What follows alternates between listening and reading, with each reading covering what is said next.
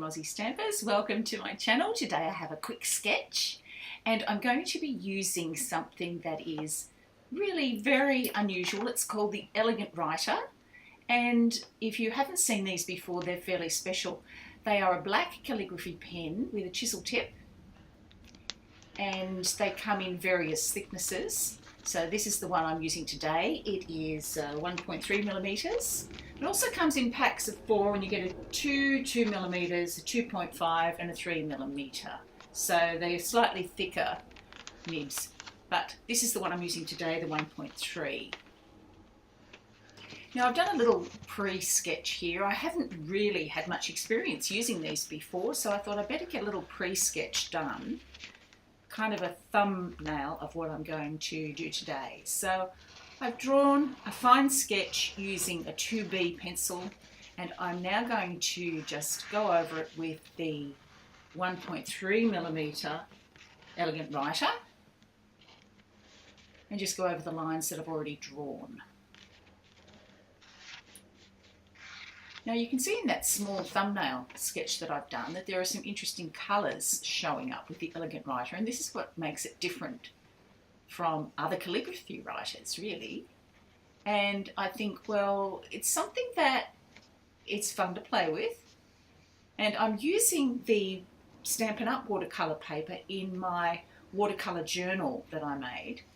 And I'm sure that it would give really different results on smooth paper too. This is quite a rough paper and it's going to absorb differently to a fine paper. So I want to do another sketch later, further down the track in another video on fine paper and see how that turns out. So I'm bringing in some water and I have some brushes that I'm using. So I have 3 brushes. And I'm starting off with a small square brush, a number 6 round, and a filbert, which has that lovely oval tip on it. And the filbert is a great one for watercolouring. So I'm going to use that, the filbert in number 6, to go around the outside of the edge because I want to establish some values. And I want the background to be a part of the sketch. Otherwise it's all blank paper in the background, so I wanted to fill that in. A fairly loose wash and drawing out the lines from the hairline. And that gives a beautiful soft blue wash, which you wouldn't expect from a black marker, but it's bringing out those lovely soft blues. Now I'm bringing in more of the hair colour down the bottom without quite as much water. I'm using less water here so that I'll get a stronger colour, wiping the water off on the edge of the brush each time. So there's more concentration of colour here, so establishing those values again. And at this point the whole thing looks quite blue-green, really. It's got a soft blue background and then blue-green on the hair, but it will change as we go through. And the shadows are coming from that side, the way her hair is flowing.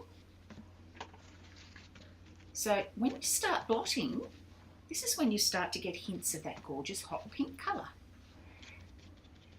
So I'm having a play with this. I'm going to keep blotting until I can get some more pink through her hairline there. And now bringing in the fine brush and just going gently over the details. The eyes, the eyebrows. You can see the eyes are going quite dark, so I'm going to bring them back with a white gel pen further down the track.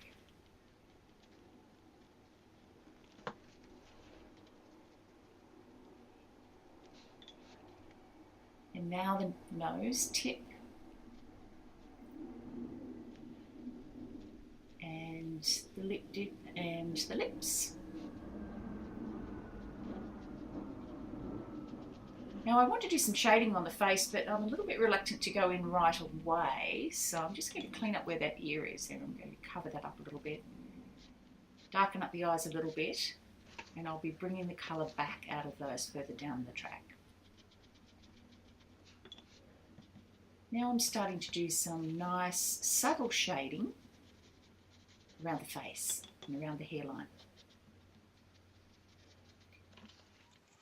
Now I've let it dry and dried it with a heat tool. Now I'm coming back in with some more dark lines. I wanted to darken up the part line of the hair, which is usually the darkest spot. And I'm covering up where that ear was a little bit because I feel like it doesn't look really nice with the ear sticking out. And I've brought in some more brush lines in the hair, just making it a little bit more strands of hair rather than blobs. You can see I'm doing some subtle shading down the throat and onto the breastbone there, so that there's some really subtle effects of shading happening here. So the very subtle shading is a very pale blue, then the deeper shading is a greeny blue colour, and then when you blot it off with your paper towel, you get that gorgeous hot pink showing through. So this is a fun tool.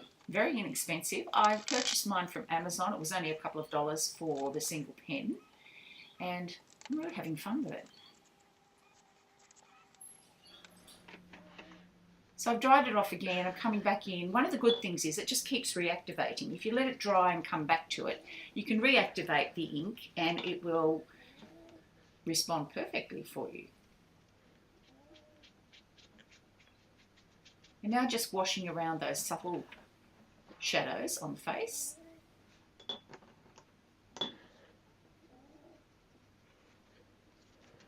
And just playing really, just to see what this will do for me. And there's a close-up. You can see all the lovely hot pinks in there. And you can see how I've also come in with the white gel tip pen and put the highlights in the eyes and lightened the eyes up quite a bit by doing that. So there she is. She's adorable, isn't she? So if you enjoyed this project, don't forget to subscribe, thumbs up and leave me a comment. Share it with your friends as well. All you need is an elegant writer, a white gel tip pen and a pencil. Bye for now.